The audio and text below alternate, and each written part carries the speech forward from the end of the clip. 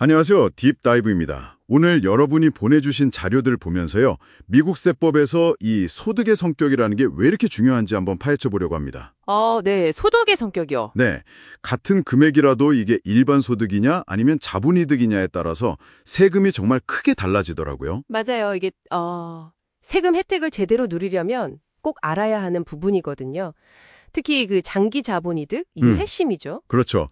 1년 이상 보유했을 때 말이죠. 네, 맞습니다. 그 기간이 중요해요. 단순히 세율 몇 % 차이가 아니라 어떨 때는 세금을 아예 안 낼 수도 있게 만드니까요. 와, 그럼 그 얘기부터 바로 시작해 볼까요? 먼저 제일 흔한 거, 일반 소득이요. 네, 일반 소득. 이건 뭐 다들 아시는 것처럼 급여나 은행 이자 같은 거죠. 그리고 또 1년 안 되게 보유한 자산 팔아서 생긴 이익, 이것도 포함이죠. 네, 단기 자본이득이라고 하죠. 그것도 일반 소득처럼 취급돼요. 이건 소득이 많을수록 세율도 같이 올라가는 누진세율이 적용되고요. 2025년 기준으로는 최대 37%까지 올라갑니다. 37%, 꽤 높네요. 그렇죠. 반면에 이제 자본이득이라는 게 있는데 이건 주식이나 부동산 같은 자본 자산을 팔았을 때 생기는 이익이에요. 네, 여기서 이제 보유 기간이 중요해지는 거군요. 바로 그겁니다. 1년 이하로 짧게 가지고 있다 팔면 단기 자본이득. 이건 방금 말씀드린 일반 소득이랑 세금 계산 방식이 똑같아요. 그럼 높은 세율을 적용받을 수도 있겠네요. 네, 하지만 딱 1년을 넘겨서 보유하면 이게 장기 자본이득으로 바뀝니다. 그때부터 이제 마법이 시작되는 거죠. 그렇죠. 세율이 확 낮아져요. 2025년 기준으로 보면 0%, 15%, 20% 이렇게 세 단계로 나뉘는데요. 0%요? 그건 어떤 경우인가요? 예를 들어서 2025년에 독신 신고자 기준으로 과세 소득이 대략 한 48,350달러 이하다. 그러면 장기 자본 이득에 붙는 세율이 진짜 0%예요. 와, 세금을 하나도 안 낸다는 거잖아요. 네. 그리고 특정 요건을 만족하는 배당금, 이걸 적격 배당금이라고 하는데 이것도 똑같이 낮은 장기 자본 이득 세율을 적용받을 수 있어요. 배당금도요? 흥미로운데요? 물론 예외도 좀 있긴 합니다. 모든 장기 이득이 다 0, 15, 20%는 아니에요. 그런가요? 어떤 예외가 있죠? 예를 들어서 미술품이나 희귀 동전 같은 수집품 있잖아요. 여기서 생긴 장기 이득은 최대 28%까지 세율이 적용될 수 있고요. 수집품은 좀 다르군요. 네. 그리고 또 중요한 게 감가상각 혜택을 받았던 부동산을 팔 때요. 그 감가상각했던 부분과 관련된 이익이 있거든요. 이걸 미회수 제1, 2호응주 이익이라고 부르는데 이건 또 최대 25%까지 과세될 수 있어요. 그러니까 자산 종류에 따라서도 확인을 해봐야겠네요. 그렇죠. 무조건 장기라고 다 같은 건 아니니까요. 네, 알겠습니다. 그럼 이런 세율 차이를 활용하는 전략들, 이것도 좀 알아봐야 할 것 같은데요. 자료에 나온 것 중에 기초 상향 조정이라는 게 있던데요. Step up in basis요?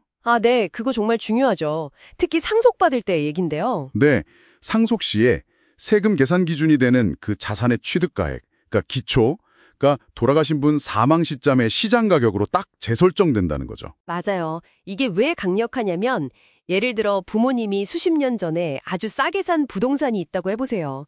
가격이 엄청 올랐겠죠. 네, 그렇죠. 근데 그걸 상속받으면 상속 시점의 그 높은 시장 가격이 나의 새로운 취득 원가가 되는 거예요. 그럼 상속받고 바로 팔아도 양도 차익이 거의 없거나 아예 없을 수도 있겠네요?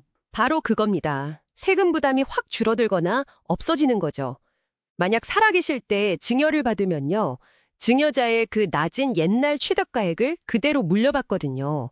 그걸 2월 기초 캐리오버 베이시스라고 하는데 그거랑 비교하면 정말 하늘과 땅 차이죠. 와, 이건 정말 큰 차이인데요. 자산 이전 계획 세울 때 반드시 고려해야 할 부분이겠어요? 네, 핵심적인 부분입니다. 또 다른 전략으로는 세금 손실 추수, tax loss harvesting이라는 것도 있었죠. 이건 좀 다른 개념 같은데요? 네, 이건 손실을 활용하는 전략이에요. 만약에 투자했는데 손해를 봤다. 그럼 그 손실난 자산을 일부러 파는 거죠. 일부러요? 왜죠? 다른 투자에서 이익이 났다. 그럼 그 이익이랑 이 손실을 상쇄시켜서 내야 할 세금을 줄이는 거예요. 이익과 손실을 퉁치는 거군요. 그렇죠. 만약 손실이 이익보다 더 크다면 그 해에는 최대 3,000달러까지는 일반 소득, 그러니까 월급 같은 거에서도 공제를 받을 수 있어요. 일반 소득에서도요? 그럼 남은 손실은요? 그건 다음 해로 넘어가서 또 쓸 수 있고요. 계속 이월됩니다. 이것도 잘 활용하면 좋겠네요. 근데 여기 주의할 점이 있다고 들었어요. 워시세일 규정. 아, 맞아요. 워시세일 규정. 이거 중요합니다. 손실 보고 자산을 팔아서 세금 혜택을 보려고 했는데 너무 빨리, 그러니까 팔기 전이나 후 30일 안에 똑같은 자산을 다시 사버리면 안 돼요. 아, 30일이요? 네, 그 기간 안에 다시 사면 국세청 IRS에서 이거 진짜 손실 아니네 하고 손실공제를 인정 안 해줍니다. 그러니까 손실 처리하려면 최소 30일은 기다렸다가 다시 사야 하는 거죠. 네, 30일 기억해야겠네요. 마지막으로 하나 더. 고소득자분들은 좀 더 신경 써야 할 세금이 있다고요? 네, 순투자소득세라는 건데요. 3.8% 추가 세금이에요. 3.8%나요? 어떤 경우에 내나요? 자본 이득을 포함해서 순수한 투자 소득이 일정 기준 금액을 넘으면 부과돼요. 예를 들어 2025년 기준으로 부부가 같이 신고하면 25만 달러 넘을 때 해당될 수 있습니다. 그렇군요. 이것도 고려해야 할 부분이네요. 자, 그럼 오늘 얘기 좀 정리해 볼까요? 네, 결국 핵심은 소득의 성격, 구분이 정말 중요하다는 거. 일반 소득이냐, 자본이득이냐, 그리고 자본이득 중에서도 보유기간이 1년 넘었냐, 안 넘었냐, 이게 세금에 미치는 영향이 엄청나다는 거죠. 맞아요. 특히 1년 이상 보유해서 낮은 세율 혜택을 받는 거랑 상속받을 때 기초상향 조정으로 세금 부담을 줄이는 거, 이 두 가지가 정말 중요한 절세 포인트 같아요. 그렇죠. 이 지식들은 단순히 세금 계산할 때만 필요한 게 아니라 여러분이 어떻게 투자할지, 또 자산을 어떻게 다음 세대에 넘겨줄지, 더 나아가서 은퇴자금 운용 계획까지 영향을 미치는 아주 실질적인 정보가 될 겁니다. 네, 정말 그렇네요. 자, 마지막으로 여러분께 한번 생각해 볼 질문을 던져드리면서 마무리할까 하는데요. 네, 오늘 저희가 본 자료에도 언급됐지만 2017년에 만들어진 지금의 세금 관련 법들이 2025년 말이면 상당 부분 자동으로 없어진다는 얘기가 있잖아요. 맞아요.